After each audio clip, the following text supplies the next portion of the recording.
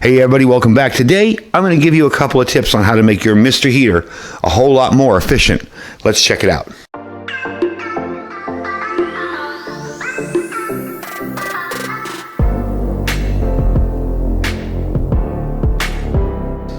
All right, folks, welcome back. So I wanted to kind of go over a few things about the Mr. Heater. I know these are quite popular in the prepper circles. They use the easy to acquire, even though a lot more expensive, 1 pound propane bottles. You can get them pretty much anywhere.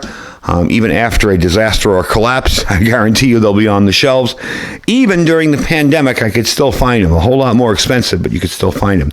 They have gone up in price a little bit, but it's a very handy little system. It's a handy little heater. Now, I've had this heater, I want to say, since 1999 or 2000. I've had it a long time. This is one of the older versions, so it's going to be a little bit different than yours possibly, and one of the modifications I'm going to show you may be a little different, but one way or another you can do it. The first thing, and I did a whole video on this, this is the very piece I made, was done with a paint roller. Now, if you've noticed about these heaters, the heat tends to go up. It doesn't blow out at you. So if you have this on the ground, say in an ice fishing kind of tent or something, yeah, it'll heat up, it'll go around. However, if you're using this in a home and you want it to heat up quickly, you're not going to get all that heat. We're going to get into how I fix that in a second. But I want to show you how you can use that heat that comes up this way, and that's using a paint roller. These are those paint rollers. Actually, I bent it this way. This is usually straight. These are paint rollers. They usually have little hooks on the end. They fit into a 5-gallon bucket, and you roll your paint roller on it to drain it out. What I did was I bent it to the shape of the top here, and I just plop it down right there. I can put myself a pot up top here and have boiling water in about 7 or 8 minutes, or cook a meal on top. It actually gets that hot. And when you're done, you can safely, once it cools off, remove it, and you can do it that way. So that's one of the little tricks that I have. I have used that grill multiple times on different occasions, and it's really funny. I just noticed there's plastic on it, and it never melted. But I used the grill in a video, so you know I've used it. The next thing is dealing with that issue of the heat going up and not out at you. Now, one of the ways you can fix that is by getting one of these wood-burning stove fans. Okay, basically you have 2 plates in the middle here, and the heat will come up from this plate. And when those 2 plates are at different temperatures, they create energy and spin the fan. So you can put this up any way you want. I am eventually going to probably modify this a little bit differently. For me, I have found that it will sit right there on top, and quite securely, as you can tell. That's not going anywhere. What I do want to do eventually is probably drill a little hole here and a little hole here and have a piece of metal that just kind of comes down and latches under there. But for expediency and a real quick emergency type situation, you can do that. Now, you can put it on top of here. However, because this isn't perfectly flat, it's kind of wobbly. I find that to be a much more stable platform. So what we're going to do is I'm going to turn on this thing, and we're going to see how that works, and get some temperature readings off it and see if we're actually getting some heat blown back at us. All right, I just turned it on. All right, so in about 2 or 3 minutes that'll start working. But what I want to do is get some temperature readings off it when it starts blowing towards us. So we'll give it a few minutes to heat up. I put it on high. Now, this wasn't on previously, so it's not warm or anything. But eventually, you can feel the heat rising up here. Maybe I'll move that a little tiny bit forward.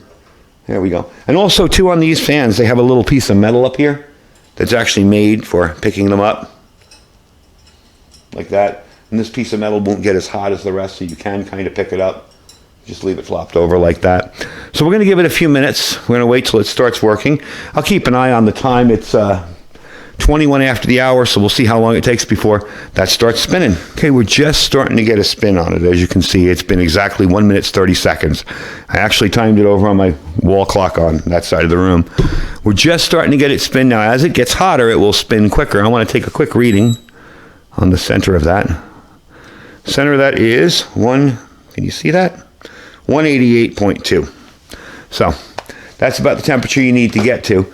Once that starts spinning really fast, we'll bring you back and show you the kind of heat you're getting off it. I can feel the heat here, but again, it's not spinning fast enough to blow it over this way, but it's definitely starting to work, and it's definitely starting to spread around the heat. So let's give it a few minutes. You see it's already starting to get faster. And once it gets going up to full speed, we'll bring you back. All right, so as you can see, that thing is moving.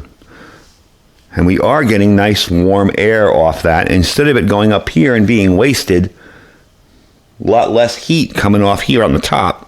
More heat coming out this way. So in a pinch, if you have one of these already, you can just place it on top. Now, the grates for these are all different. Remember, this is an older model. I got this around 99, 2000. So this is an older model. I believe I bought it in Costco back when I lived in California. So that was quite a while ago. And I have used it ever since. It still works great. Even the igniter still works. But they're going to be all different on top. So you're going to have to modify your fan for however you want. Me, I'm pretty comfortable with that sitting up there. It's not going to go anywhere. Like I said, I'm probably going to put a couple of holes there and make a couple of latches to hold it over the front like that. But all in all, I'm really, really pleased with it. It does a really nice job, and it definitely is putting out the heat. I can feel it here now.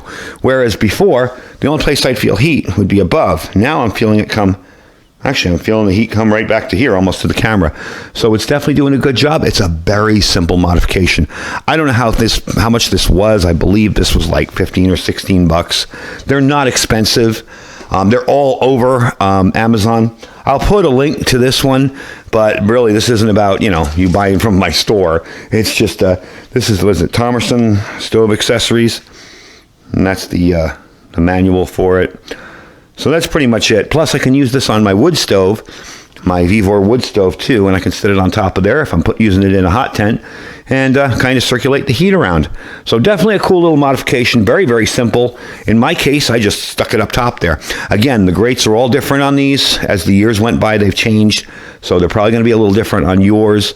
But if you do find you can put it up there safely and securely, hey, definitely cool. Now this will run for a few minutes. Let's turn this off. This will run for a little while after you're done. So I'm going to turn that off. It's still warm, but it's off. And this will run for a good long time. Here's a little funny trick. When I tested this thing out the first time when I had this idea, I took the fan. Now the floor was cold. It was early in the morning.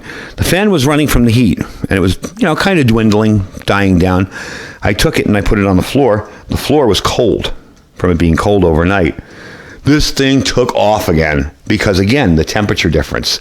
The top plate was hot. The bottom plate was now cold, and the temperature difference really took off. So those are my two little modifications.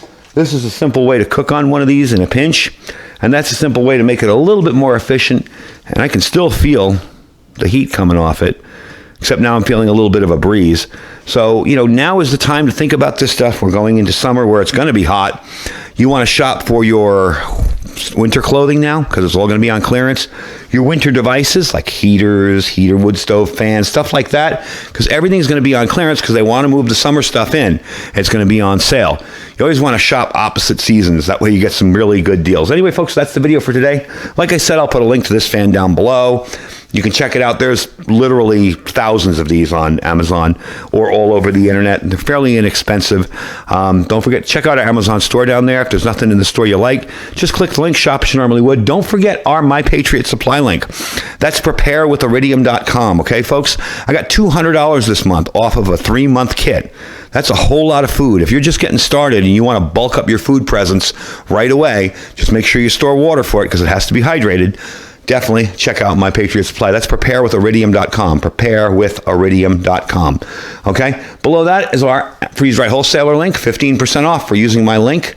Just click the link, shop on the site. When you get to your checkout, you'll see my link has saved you 15%. There's no codes, there's no BS. Very easy, and his stuff is getting back in stock more and more. And below that is our Thrive Life freeze-dried food store. Do check them out. I love Thrive Food. Anyway, folks, I thank you for watching today. Thanks for hanging out with me. Stay safe and stay prepared.